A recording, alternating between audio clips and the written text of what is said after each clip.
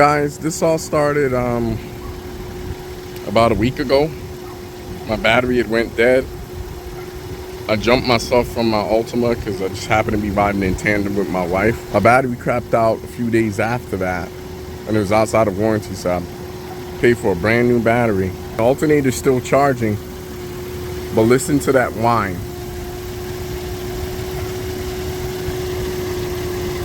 And the noise is definitely coming from down there. It's like,